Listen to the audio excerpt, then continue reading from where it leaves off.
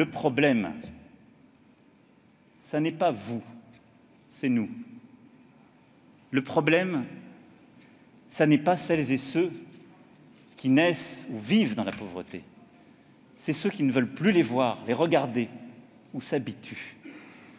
Et nous devons collectivement, dans cette mobilisation, accepter l'idée aussi d'une conversion du regard. Bonjour à tous, changer le regard de la société, changer notre regard sur la pauvreté, c'était le message du président de la République cette semaine. Bienvenue pour la nouvelle saison de Dimanche en politique, votre émission de débat en Franche-Comté. Ce matin, vous l'avez compris, nous mettons sur la table un enjeu de société. Comment endiguer la précarité ? Emmanuel Macron, on vient de le voir, a présenté lui-même ce jeudi le plan du gouvernement contre la pauvreté. Alors ce plan est-il à la hauteur des enjeux ? Comment endiguer la pauvreté ? Faut-il revoir la répartition des aides sociales ? Notre société stigmatise-t-elle les plus démunis ? On va en débattre avec nos invités. Je vous les présente tout de suite. D'abord, Pascal Curie, vous êtes conseiller municipal délégué à Besançon, membre de La République En Marche. Vous êtes également président de Grand Besançon Habitat, qui gère plus de 5000 logements sociaux sur l'agglomération. Également sur ce plateau, Antoine Aumonier, délégué du Secours catholique pour la Franche-Comté. Et puis à vos côtés, Claire Arnoult, militante de la France Insoumise, membre du collectif Je suis assis, collectif créé suite à la publication d'un arrêté municipal à Besançon, arrêté qui visait les mendiants. C'était cet été. Bonjour à tous, à tous les trois. Merci d'avoir répondu à notre invitation. Alors, nouvelle saison de Dimanche en politique, mais on garde nos bonnes habitudes. Vous pouvez interpeller nos invités, réagir à l'émission avec le mot dièse qui s'affiche, Dimpol FC, comme Dimanche en politique Franche-Comté. Je me ferai le relais de vos questions tout au long de l'émission. Alors, Madame, Messieurs, on vient d'entendre le président de la République. Est-ce notre société le problème, Pascal Curie, quand on parle de pauvreté ? Non, je ne pense pas. Ce n'est pas notre société qui est le problème. Il faut s'attaquer à la pauvreté. Il y a eu un plan très important que le président a décliné cette semaine. Je crois que c'est un engagement fort. Contrairement à ce que l'on a pu dire, je pense que le président, ce n'est pas aujourd'hui qui s'intéresse à la pauvreté. Il en a parlé donc en 2017, fin 2017, il n'y avait pas très longtemps qu'il était élu. Et il y a eu un échange avec les associations, le monde associatif, pour voir exactement quels étaient les besoins. C'est d'ailleurs à des responsables d'associations qu'il s'adresse dans l'extrait qu'on vient de voir. Tout à fait. Et donc, en partenariat avec ces associations, il y a eu des choses, des éléments discutés. Et à partir de là, ce plan a été donc publié cette semaine. Alors, Claire Arnoult, avant l'été, une autre phrase du président de la République avait créé la polémique, c'est la fameuse phrase sur le pognon de dingue. On met un pognon de dingue en France dans les minima sociaux et les gens sont quand même pauvres. Est-ce que finalement, c'est pas un aveu d'échec de toutes les politiques sociales menées par les différents gouvernements successifs ? Alors déjà, ce qu'on peut dire, c'est que là, pour le coup, Emmanuel Macron ne met pas un pognon de dingue dans son plan pauvreté, puisque c'est 8 milliards, mais après, il faut savoir à quoi ça correspond. Ces 8 milliards, en fait, dans les 8 milliards, il y a 4 milliards qui sont en fait de la réorientation. Donc ça laisse que 4 milliards. Mais admettons sur 8 milliards. Si on divise par le nombre de pauvres, en France, c'est 8,8 millions, ça fait 62 centimes par jour et par personne. En considérant 8 milliards et pas 4, comme je viens de vous le dire. Donc déjà, là, on ne peut pas dire qu'il y a un pognon de dingue qui soit versé sur ce plan-là. Donc déjà, ça, c'est le premier point. Après, moi, quand je l'entends dire il faut changer le regard sur les pauvres, j'ai envie de lui dire, mais il faut changer votre regard sur la pauvreté. C'est votre regard, le problème. Effectivement, la pauvreté, c'est pas une donnée de nature, c'est un problème de société. C'est quelque chose que la société crée, la pauvreté. C'est pas quelque chose de naturel, qui est de l'ordre naturel et qui est voué à exister pour tous les temps. Donc oui, bien sûr qu'on peut agir sur la pauvreté, bien sûr, mais pour ça, il faut vraiment changer de modèle de société. Et Emmanuel Macron n'est pas là-dedans. Sur son plan, dernier point, avant de laisser la parole, avant de commencer à faire des plans pauvreté, j'ai des amis, tout ce qu'ils disent, c'est d'abord, rends les 5 € d'APL. Et puis après, on discute. Antoine Aumonier, avant de rentrer dans le détail, Claire Arnoult a commencé, mais avant de rentrer dans le détail du plan annoncé cette semaine, quelques chiffres. La Bourgogne-Franche-Comté en matière de pauvreté est en quelque sorte, faut toujours mettre mais plutôt préservé. Le taux de pauvreté, c'est 13%, c'est 14,5% au niveau national. Et puis le taux de chômage, on l'oublie aussi souvent parce que parfois on voit la Franche-Comté peut-être plus pauvre ou moins bien qu'elle n'est, mais le taux de chômage est plus faible en Franche-Comté qu'au niveau national. Alors ça représente quand même plus de 350 000 personnes pauvres en Bourgogne-Franche-Comté, des personnes qui vivent avec moins de 12 111 euros par an, c'est-à-dire autour de 1 000 euros par mois. Ces personnes vivent-elles la pauvreté comme une fatalité et ont-elles une chance de s'en sortir ? Moi, j'ai bien aimé l'ouverture que vous avez montrée du changement de regard, parce que, d'une part, parce que c'est une campagne qu'on fait depuis plusieurs années, lutter contre les préjugés sur le regard de la société par rapport aux personnes en situation de précarité. La situation des gens, elle est très différente des chiffres statistiques. Voilà. Effectivement, on peut avoir ces chiffres en tête, et en même temps, chaque situation est particulière, et c'est pour ça que peut-être appréhender ce plan de lutte contre la pauvreté d'une manière globale n'est pas simple. Parce que quand on commence à parler de changement de regard, c'est aussi qu'on dit même là quelque chose qui n'est pas monétaire, qui est comment la société, comment chacun d'entre nous regarde les personnes quand elles sont très différentes de nous et en difficulté. Alors justement, ce fameux plan pauvreté, c'est son ambition, envisager la problématique de façon globale. On l'a vu dans l'extrait, le sous-titre du plan, c'est faire plus pour ceux qui ont moins. Est-ce que ce pari-là, ce slogan, est-ce que ce pari est tenu, cette promesse est tenue ? En tout cas, on sent que le gouvernement a beaucoup consulté. Nous, on a fait partie, comme d'autres associations, des associations qui ont été consultées pour partager cette expérience de la précarité. Bien sûr, on aurait voulu plus sur certains domaines, et notamment cette fameuse augmentation du RSA, parce que faire changer la pauvreté, comme c'est l'ambition du gouvernement et du président de la République sur une génération, ça prend du temps. Une génération, c'est long, et en attendant, il faut pouvoir vivre. Et du coup, le RSA, qui est un peu le socle, peut aider des personnes dans la durée à revenir progressivement vers l'emploi. Mais en tout cas, l'orientation et le fait qu'on décide un plan national de lutte contre la pauvreté, ça, c'est une bonne nouvelle. Ouais. Alors dans ce plan, il y a un accent mis clairement sur la jeunesse, l'accès facilité aux crèches, les petits déjeuners à l'école, la cantine à 1 euro pour les familles en situation de précarité, la scolarité obligatoire dès 3 ans. Vous qui êtes enseignante, Claire Arnoux, est-ce que c'est une bonne idée de prendre le problème justement sur les plus jeunes ? C'est une bonne idée de prendre le problème. Déjà, ça c'est sûr, on va pas critiquer ça. Donc c'est bien. Il y a une partie des mesures qui sont bonnes. Moi, je suis pour la cantine à 1 euro. Je suis même plus que pour ça, parce que ce qu'on propose nous, c'est qu'on fasse enfin des cantines bio et gratuites, ce qui est un volet d'entraînement aussi social et de création d'emplois. Si on revient sur les cantines à 1 euro, moi je trouve que c'est une très bonne chose.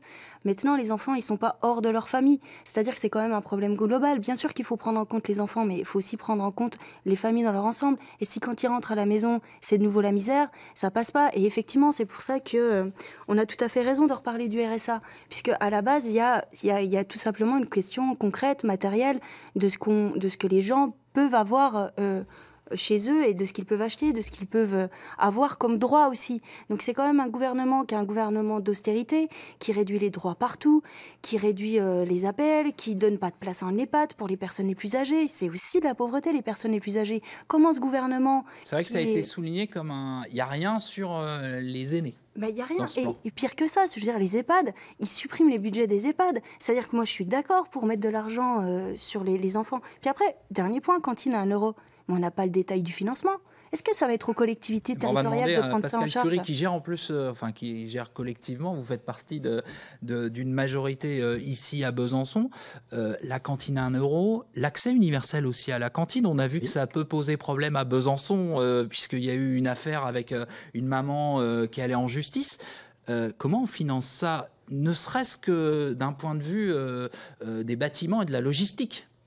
Alors, si vous me permettez, juste avant de répondre à votre question, je vais répondre sur un autre point, puisqu'à plusieurs fois, j'ai entendu parler d'APL. Vous me promettez de répondre aussi à ma question. Je vous promets de répondre à votre question juste après. Mais plusieurs fois, on a eu sur l'APL, la diminution des 5 € des APL, c'est vrai. Mais je voudrais aussi qu'on remette en parallèle un certain nombre d'augmentations. Vous avez parlé tout à l'heure à peu près des gens qui touchaient 1 000 € par mois. Il faut savoir qu'il y en a qui touchent beaucoup moins.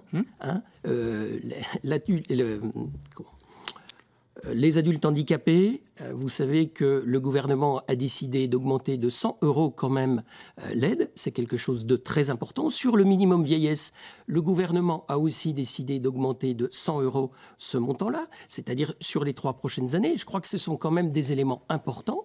On n'a jamais vu ça depuis 20 ans, une augmentation aussi importante sur ces minima sociaux-là.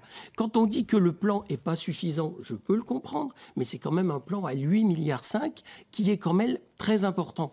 Je rajouterai sur ce plan-là, parce qu'il y a eu certaines critiques. Je réponds aux questions. Juste après, sur le logement, parce qu'il y a un autre élément dans la politique aussi votre domaine de du président qui est le logement d'abord, et c'est quelque chose en plus, il faudra qu'on en parle aussi. Pour répondre à votre question concernant les cantines à 1 €, bien entendu, il y aura des aides de l'État pour compenser ceci. Il y a aussi... Et l'accès universel à la cantine, comment on peut gérer ça au niveau d'une commune? Il faudra gérer ça. Vous n'arrivez déjà pas à le gérer actuellement. Donc... Vous avez pris le cas donc, des cantines à Besançon, où on a fait des progrès, l'année dernière, on a retrouvé 80 places, on en a retrouvé encore 80 cette année. Il faut savoir qu'à Besançon, on a une politique sur l'alimentation qui est très intéressante. On travaille sur des produits bio, en partie, et puis en liaison chaude. Donc, bien entendu, c'est pas si simple que ça d'augmenter d'un seul coup. Donc, on a une réflexion globale sur les cantines à Besançon. Et je voudrais dire sur les tarifs sociaux pour les cantines, les crèches, c'est des choses très intéressantes. Pour les quartiers prioritaires, souvent on dit que le président, c'est le président des riches. Là, ce sont dans les quartiers prios. Et puis aussi, on n'oublie pas, je crois, la ruralité, parce qu'actuellement, sur les cantines, etc., il n'y a pas de tarifs sociaux, ou peu dans la ruralité. Et là, on pourra les trouver. Une question d'un téléspectateur, Emmanuel, qui nous dit: faut-il faire de l'assistanat à outrance ou bien permettre aux personnes en difficulté de pouvoir vivre en toute dignité en leur proposant un vrai travail et un salaire raisonnable? Antoine Aumonier, vous voulez répondre? Il y a une partie insertion très importante dans le discours du président de la République. Oui, tout à fait. La piste de quitter la pauvreté en retrouvant un emploi, elle est sans doute la bonne orientation, hein, parce que c'est la grande difficulté pour la plupart. L'expérimentation territoire zéro chômeur, elle a fait ses preuves. C'est une bonne nouvelle qu'on puisse la déployer. La porte d'entrée dans l'emploi, elle est souvent trop haute. Effectivement, il ne faut pas s'installer. Ce qu'on voit, nous, souvent, année après année, c'est qu'il y a des personnes qui sont installées dans la pauvreté, qui n'arrivent plus à en sortir. Et donc après, n'arrivent plus à trouver un emploi parce que tous les problèmes se sont multipliés. Vous parlez de l'association Territoire Zéro Chômeur. Je précise, en fait, ils partent du principe que c'est un manque à gagner pour l'État qu'il y ait des personnes au chômage, et ils réinvestissent cet argent en manque à gagner pour créer des emplois. Alors, il y a 10 territoires tests, je crois, en France. Il y a eu 600 emplois de créés. Il y en a un en Bourgogne. Ouais. Il n'y a même pas une collectivité en Franche-Comté qui se porte candidate pour l'instant. Donc, moi, je veux bien que ça marche, mais c'est encore à un niveau très faible. Est-ce que là, on valorise pas assez ce type d'expérience? On ne valorise pas assez ce type d'expérience. Il y a quand même des choses qui sont en maturation dans le Jura. Je ne vais pas faire de scoop aujourd'hui, mais il y a des choses qui viennent dans cette direction et qui, je pense, dans le courant de l'année, peuvent en plus... Ils peuvent se porter candidat. Et c'est des expériences très intéressantes parce que du coup, on fait du sur-mesure. Voilà, c'est plus l'emploi qui va déterminer la candidature, mais c'est le profil de la personne qui crée l'emploi. Le service public de l'insertion promis par le président de la République, vous avez quel regard dessus? Gadget ou vraie évolution En tout cas, si ça permet un accompagnement, comme ils disent, renforcé vers l'emploi, et que ça permet de mettre localement dans les territoires tout le monde autour de la table, les associations, les professionnels, les collectivités locales, pour trouver des solutions qui soient efficaces, à ce moment-là, je pense qu'on s'adapte bien à la situation. La pauvreté, c'est ce que je disais au début, elle est multifactorielle. Et on ne peut jamais trouver une solution pour une situation de pauvreté. Il faut qu'on soit nombreux autour de la table. Je ne vous ai pas posé la question sur la jeunesse. Vous, les initiatives qui ont été le petit déjeuner, l'accès favorisé aux crèches, les aides pour les nounous, tout ça, vous Vous trouvez ça bien ou... Bien sûr, ouais. je peux pas, bien sûr, non, mais on est très, très heureux de ça. La seule difficulté que nous rencontrons, c'est tout le volet des migrants et des gens et des familles migrantes qui sont dans une forme de clandestinité. Et je ne sais pas si elles auront accès à tous ces dispositifs demain. Je le souhaite vraiment, parce qu'aujourd'hui, c'est tout un volet de la précarité qui est peu pris en compte. Alors, il y a une grande question aussi par rapport à ce plan contre la pauvreté, c'est la création du fameux revenu universel d'activité. Alors, on ne va pas l'appeler RU1, le président de la République nous a bien fait comprendre qu'il ne fallait pas l'utiliser comme ça, en parler comme ça. On va fusionner donc un grand nombre de prestations sociales, le RSA, les APL, avec des droits et des devoirs supplémentaires. Quel devoir, Pascal Curie? Qu'est-ce qu'il va falloir faire dorénavant pour toucher ces APL? Alors, déjà, je pense que c'est bien de travailler sur l'ensemble de ces dispositifs. Il y a au moins 18 dispositifs. Les gens sont perdus dans les dispositifs quand ils ont besoin d'aide. Il faut savoir que rien que sur le RSA, vous avez 30% des gens qui ne demandent même pas le RSA. Donc, c'est à peu près la même chose sur l'ensemble des allocations. Parce que et c'est des milliards donc auxquels les gens ont droit et qu'ils ne demandent pas. Qu'ils ne demandent pas parce que oui, mais ça remet en cause. Si vous voulez, c'est intéressant de le préciser parce que ceux qui disent qui critiquent un assistanat, en fait, il y a énormément de pauvres qui ont droit à des allocations et qui ne les demandent pas. Qui ne les demandent pas parce que le parcours est beaucoup trop compliqué. Je vous dis, 18 dispositifs, c'est trop important. Donc l'objectif, c'est essayer de réfléchir pour essayer de globaliser l'ensemble de ces dispositifs. Alors ce qui est intéressant, c'est que c'est pareil, le gouvernement a décidé de travailler avec les associations. Il se donne à peu près 6 mois, justement, pour essayer de réfléchir sur ce revenu-là. Est-ce que vous pouvez répondre à ma question? Quel devoir pour toucher des APL? Alors, le devoir, je ne pense pas qu'il y ait un devoir. Alors, monsieur l'a dit tout à l'heure, et je crois que c'est un élément très important, c'est-à-dire qu'on ne supprimera pas la pauvreté si on ne retrouve pas d'emploi. Donc, c'est quoi? C'est faire partie du dispositif, soit d'essayer de retourner à l'emploi, si c'est possible. Vous savez, il y a des gens qui sont... C'est très compliqué. On a parlé du RSA. Le RSA, donc, il faut suivre les gens très rapidement. Actuellement, on ne les suit pas assez rapidement. Vous avez deux types. Il y a des gens qui peuvent retourner dans le monde du travail assez rapidement. Donc, ceux-ci, il faut les aider tout de suite. Et il y en a d'autres qui sont plus éloignés du travail et il faut les aider. Il faut les aider à faire des formations ou essayer de travailler avec des temps partiels ou des choses comme ça. C'est des choses que l'on fait un petit peu...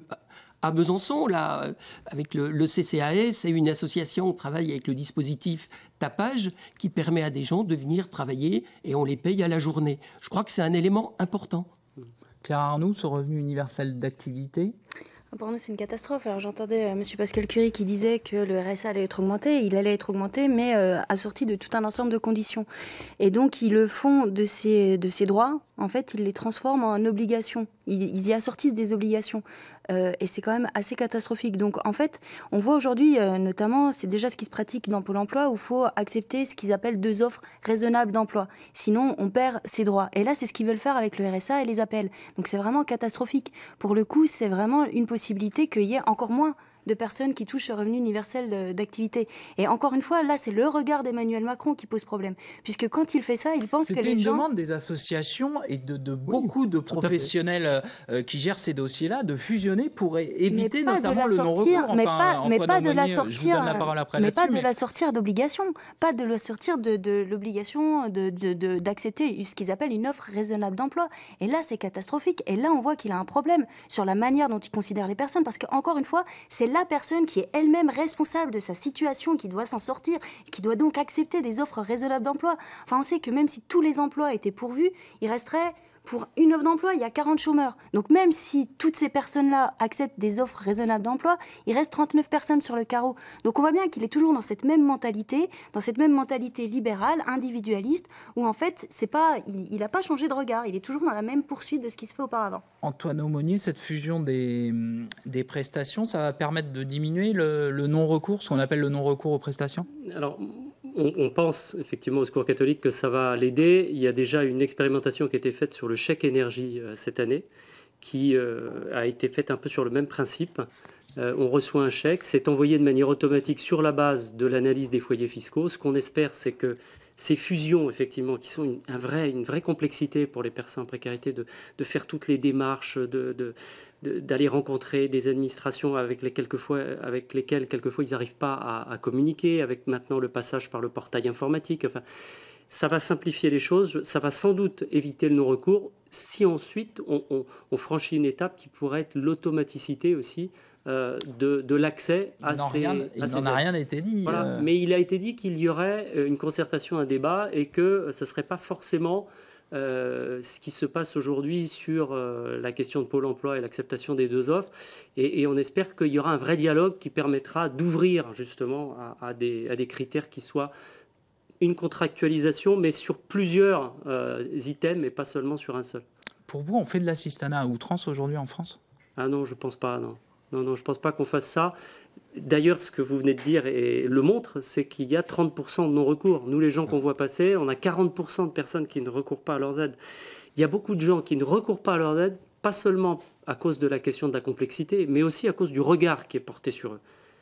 Par la société, par eux-mêmes, quand ils vont avoir accès à ces aides, et puis par quelquefois les administrations vers lesquelles ils vont faire ces démarches et pour lesquelles ils n'ont pas le langage et ils ne sont pas forcément bien accueillis. Donc je pense qu'on n'est pas dans cette logique-là, mais quand on met les gens en situation d'être partie prenante, d'être actifs dans la manière dont ils vont